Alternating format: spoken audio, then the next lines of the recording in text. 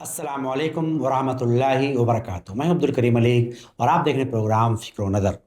محترم ناظرین، بیٹی کو اسکول نے ٹھکرا دیا، ماں نے زمین بیچ کر اسکول بنا دیا۔ ایک ماں کا انکار تقریباً 300 بچوں کی امید بن گیا۔ ناظرین، ذرا ایک منظر اپنے ذہن میں بنائیے۔ ایک ماں اپنی بیٹی کا ہاتھ تھامے اسکول کے دروازے پر کھڑی ہے۔ ماں کی آنکھوں میں خواب ہے کہ اس کی بیٹی بھی دوسرے بچوں کی طرح اسکول جائے گی، کتابیں پڑھے گی، کچھ سیکھے گی اور اپنے پاؤں پر کھڑی ہوگی۔ لیکن اسکول کا دروازہ کھلتا ہے اور جواب ملتا ہے، ہم آپ کی بیٹی کو داخلہ نہیں دے سکتے۔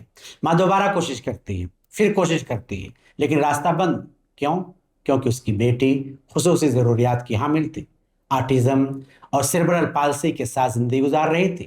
اب ذرا سوچی، ایک ماں اس صورتحال میں کیا کرتی؟ شاید گھر واپس آتی، روتی، قسمت کو کوستی اور خاموش ہو جاتی۔ لیکن بنگلہ دیش کی ایک نرس اور ماں رکتا اختر بانو نے خاموش ہونے سے انکار کر دیا۔ انہوں نے سوچا، اگر میری بیٹی کے لیے اسکول کا دروازہ بند ہے تو میں ایک ایسا اسکول بناؤں گی جہاں میری بیٹی جیسے بچوں کے لیے دروازہ کھلا ہو۔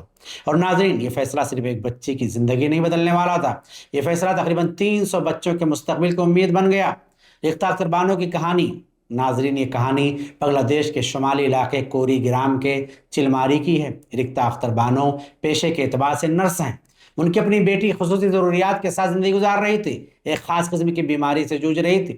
رکتا نے اپنی بیٹی کو مقامی اسکول میں داخل کرانے کی کوشش کی، لیکن بار بار مشکلات سامنے آئیں۔ رپورٹس کے مطابق خصوصی بچوں کے لیے سرکاری طور پر جگہ موجود ہونے کے باوجود عملی مسئلہ یہ تھا کہ بہت سے اسکولوں میں ایسے بچوں کے لیے مطلوبہ سہولیات، تربیت اور انسانی وسائل موجود نہیں تھے۔ اور پھر ایک دن رکتا نے فیصلہ کر لیا، اب انتظار نہیں کرنا۔ اگر موجودہ نظام میری بیٹی کے لیے راستہ نہیں بنا سکتا تو میں خود ایک راستہ بناؤں گی۔ ایک ماں نے اپنی زمین قربان کر دی۔ 2009 میں رکتا اور ان کے شوہر نے اسکول قائم کرنے کا فیصلہ کیا۔ ان کے شوہر نے زمین کا ایک حصہ دیا اور رکتا نے اپنے والد سے وراثت میں ملنے والی زمین کا ایک حصہ فروخت کیا۔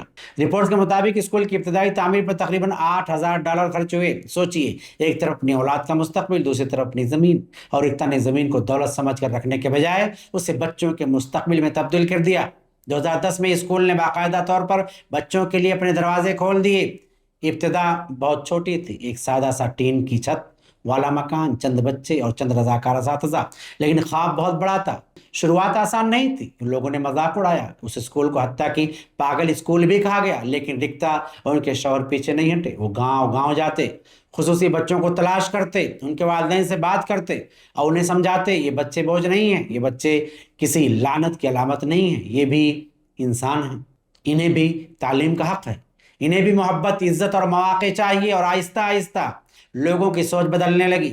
جس ادارے کو کبھی لوگ مذاق سمجھتے تھے، وہی ادارہ آج چلماری کے لیے امید اور فخر کی علامت بن چکا ہے۔ ناظرین، یہاں اس کہانی کا سب سے خوبصورت پہلو سامنے آتا ہے۔ رکتا نے اسکول صرف اپنی بیٹی کے لیے نہیں رکھا، جو درد انہیں اپنی بیٹی کے لیے محسوس ہوا تھا، انہوں نے اسے دوسرے والدین کا درد بھی سمجھا۔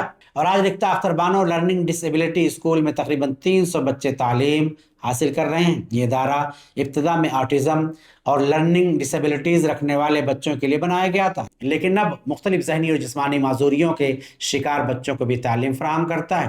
اسکول میں صرف کتابی تعلیم ہی نہیں، بلکہ بچوں کو سلائی، کڑھائی، کھیل اور عملی سرگرمیوں کے مواقع بھی دیے جاتے ہیں۔ اسکول 5ویں جماعت تک تعلیم فراہم کرتا ہے اور وہاں تقریباً 20 اساتذہ کام کرتے ہیں۔ یعنی رکتا نے صرف ایک اسکول نہیں بنایا، انہوں نے ایک ایسا دروازہ کھولا جس کے باہر کبھی بہت سے بچے کھڑے رہ جاتے تھے۔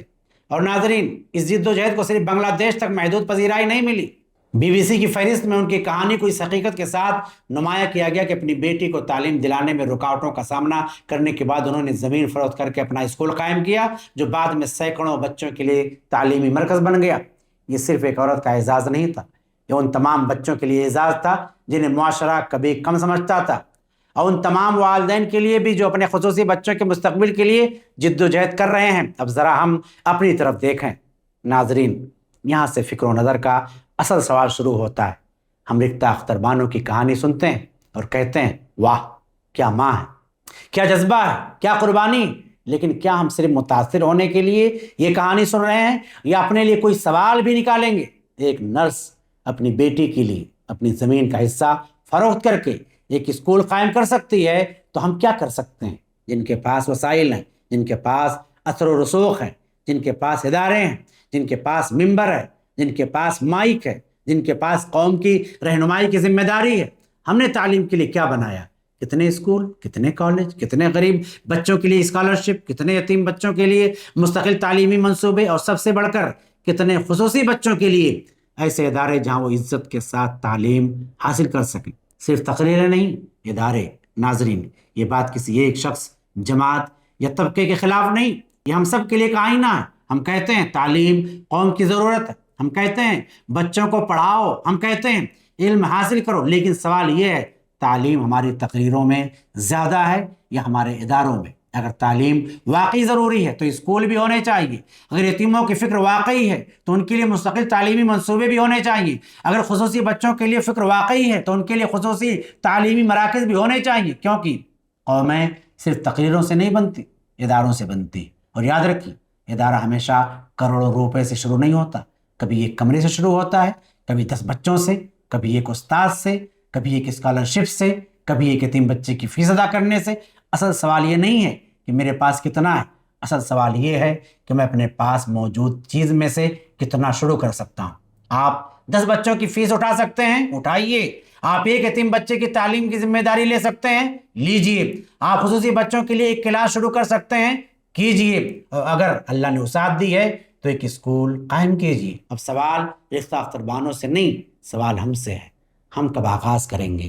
ہم کب صرف تقریروں سے نکل کر اداروں کی طرف جائیں گے؟ ہم کب کہیں گے میں ایک بچے کو پڑھاؤں گا، میں 10 بچوں کی ذمہ داری لوں گا، میں ایک اسکالرشپ دوں گا، میں ایک کلاس شروع کروں گا، اور اگر اللہ نے توفیق دی تو میں ایک اسکول بناؤں گا؟ کیونکہ یاد رکھیے، ایک تقریر چند لوگوں کو متاثر کر سکتی ہے، لیکن ایک ادارہ نسلوں کو بدل سکتا ہے۔ ریختہ اختربانوں نے اپنی بیٹی کے لیے ایک دروازہ کھولا، اور آج اس دروازے سے سینکڑوں بچے تعلیم کی دنیا میں داخل ہو رہے ہیں۔